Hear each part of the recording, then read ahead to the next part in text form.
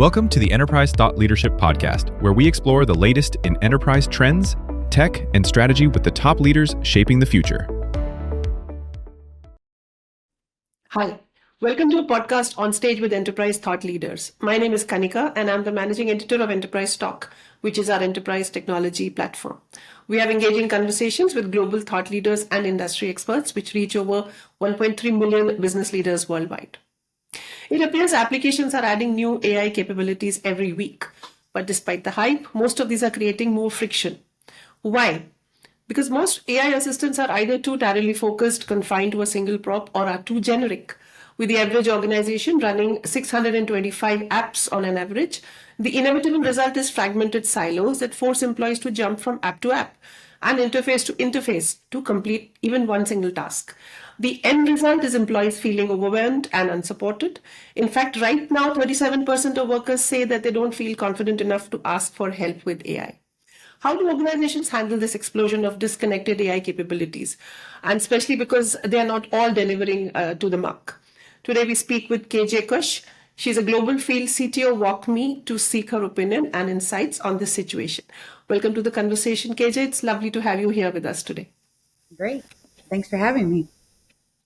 A little bit about her before we start with the questions. She's a global Field CTO, as I just said. She's leading teams across digital transformation officers, operational centers of excellence leaders, and innovation engineering and support.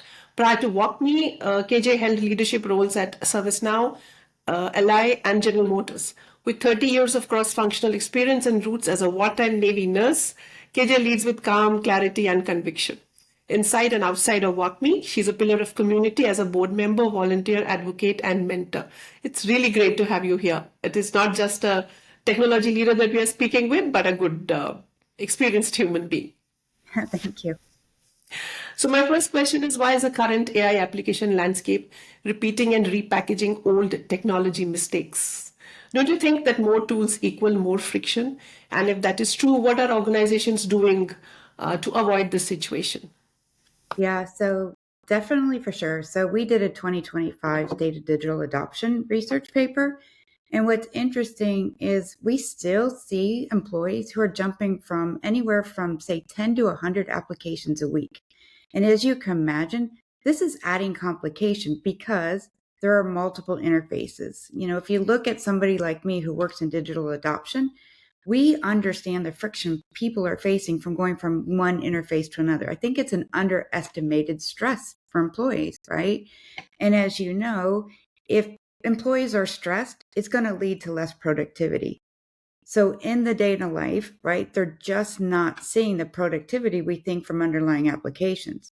And now, as you can imagine, what we're also seeing is add on AI to that. Add AI and not just, third party, but first party AI agents. And now we're still adding more, complication, more complexity, which is adding more stress. And the more complexity we add, more productivity going down. So overall, when you take that tech stack and the new things being introduced by AI, all we're seeing is less productivity. We're measuring it, right, with digital adoption. But do you think the mistakes of the pre-AI era are also creeping it into the processes which are actually using AI tools today? I do. So, I've been around long enough. I don't know if that sounds good, but I have been to say, right, in my own career, we made huge investments. Like the next technology comes out and we make huge investments. So what we're doing is we're adding more and more to that tech stack, right? We're not taking away, we're not replacing one with the other. We're literally just adding more, which is putting stress on the user. So that is a repeat of the past.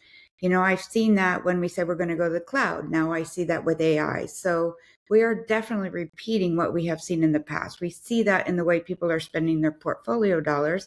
So of course, something needs to change, right? Why do we keep adding more instead of simplifying it? Where do the users come into this technology investment? So definitely a repeat of the past, for sure. If there's a repeat of just adding complexity to the tools, it will equal to more friction.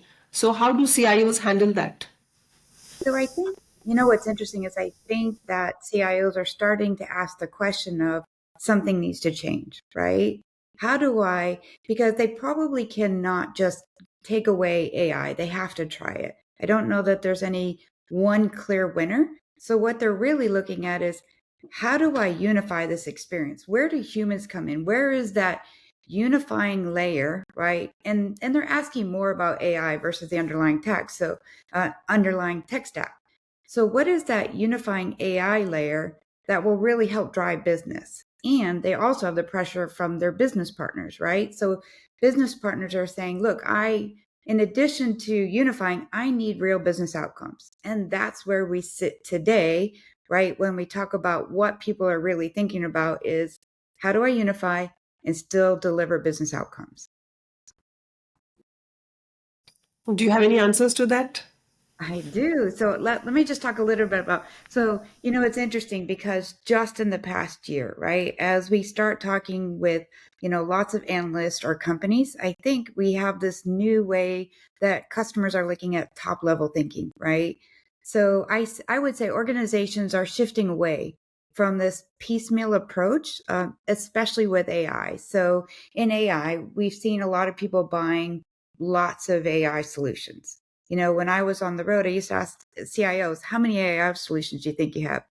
Well, 8. If you run a discovery tool like we have for AI, it's more like 44. So first of all, they don't have the visibility. And it's also evidence that there's just lots of AI solutions at one company. So as you can imagine, now from the top down, they're starting to understand I'm still introducing, right, this piecemeal approach to the tech stack for AI, not just from visibility, but from usability and experience, both of basically employees and customers who are using AI. So what's next, right? So let's talk about what we could do to put something new in practice. Well, that is more about what I would say is, how do I now orchestrate AI anywhere and everywhere? The one thing I can tell you about customers is the answer is to what's your tech stack? Every vendor wants to hear it's theirs. The real truth is hybrid. I have stuff inside that you care about, and I have other third-party stuff. And so what really is coming to evolve, and luckily I work at SAP because we have this dual action bar, it is more about companies coming to understand and vendors coming to understand orchestration needs to happen, right?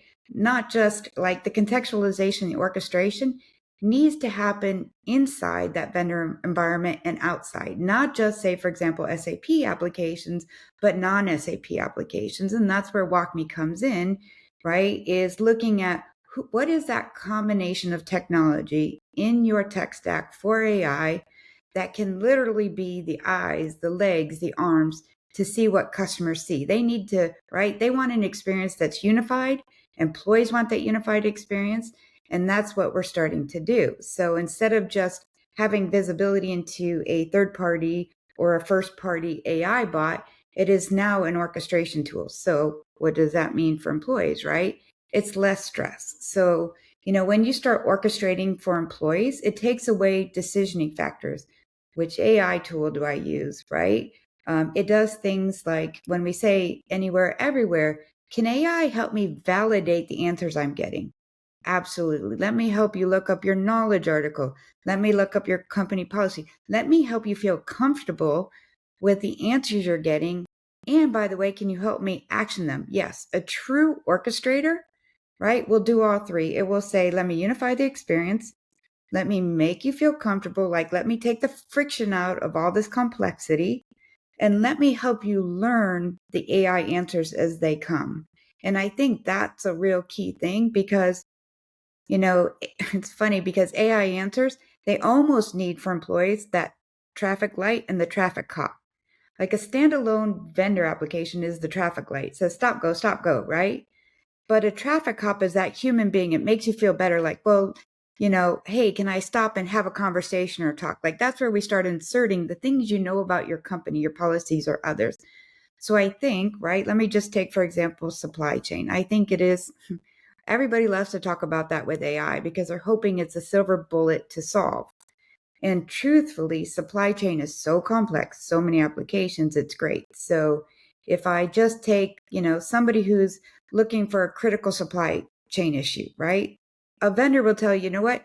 here's some alternative suppliers. Let me go search the internet. That could be the large internet. Let me see from your application if you've done this work before. Is it allowed? Let me check your company policy. And then what employees really love, what's in it for them, is not just being compliant, because companies love compliance. Employees love saying, oh, and by the way, automatically create that RFP, and then go ahead and automatically create the purchase order. So I've taken out friction. I've given the user in the flow of work something to make them feel good or comfortable with the AI answer. And then I automated them so they're more productive. So we've kind of almost reversed and made IT and the business outcome work, because now I'm driving business outcome. I'm driving, right, the IT tech stack. I'm inside the network. I'm outside the network. I'm inside my corporate policy. So now all of a sudden, we're almost making everybody happy. I think we're going to be like working on these use cases over time. It's not like there's a silver bullet, but I think the world is going to more of these cross hybrid environment use cases that truly solve IT, business, and employee friction. So what you're just speaking about is the unifying layer, which is very important at this point in time. And I should have asked you this question first off. This is a role that WalkMe plays. WalkMe does play that, yeah. So WalkMe specifically, just to talk about what it really is, our goal is to literally we're a digital tool system. We want digital tools to be used as they're intended and to their fullest extent. A lot of features and other stuff just aren't adopted. That's where adoption comes in. But we're also about the user experience, which means we simplify tasks, we improve productivity, and we protect ROI, which is part of that business outcome. And adoption is that tool or that layer of action that is part of AI, what AI can deliver. So answers, knowledge, plus action. So is that a bit of a change management situation as well? It is. So here's what's interesting, right? I think originally a lot of people, when I talk to them about digital adoption, think digital adoption is used at the time we roll out a new application because they have to learn it, right? I want to show people how to move along in an application. The real truth is digital adoption is much more an evolution into change management. There's a change in a business process. There's a change in a company policy. There's a new introduction of a feature like AI. How do I get users to adopt it, right? We want to go back to making sure we're using the tools we invested in. And therefore, digital adoption plays a huge role in becoming a change enabler. So now we look to the future in terms of the trends and what WalkMe is going to do. As the adoption of AI becomes more in terms of volume and in terms of criticality for business. So how will it shift the next phase of enterprise AI adoption and related to that, digital productivity? How do you see it panning out? I do. So the future is, right, even though we said we're repeating the sins of the past, or I don't know if sins is the right word, I'll be honest, but if we're repeating the trends of the past, I only say that because I spent a lot of money. It was personal to me. But if I talk about what's happened in the past, what I see is we're still going to have this huge explosion. That AI explosion is there. Everybody has to cut costs and do other. That's what every executive is looking at. But what that really means is that the trend is more confusion, more complication, right? A little more stress for users. So when I talk about really what do I think is going to, happen in the future, I really think that people are going to start talking about how do I stop piecemealing and how do I unify? It goes back to that unifying layer, right? And I think more people are going to stop buying what I would call AI use cases or AI task solutions and start looking at the business overall. If like supply chain is very complicated, offboarding an employee is very complicated, it crosses multiple systems. And when I start thinking about the entire process for the users and what the business is trying to achieve, I think that's when they're going to have that aha moment that says, let's unify that. Let's reduce confusion. Let's actually drive not just a singular use case that may be a task, but let me get that whole workflow as best as possible. I need to incorporate AI into the entire workflow multiple times. Let's reduce things like what we're going to find over time in the future are things like collisions. People are going to see different AI answers because they're somewhere in that workflow. And over time, that unifying layer is going to help drive out things like, which AI answer is right? What do I do when I don't get the same answer? And that really comes down to getting users to adopt AI in the right way and train them, use guardrails, right? Use things like incorporating your company policy or your knowledge articles to help them decide the right answer.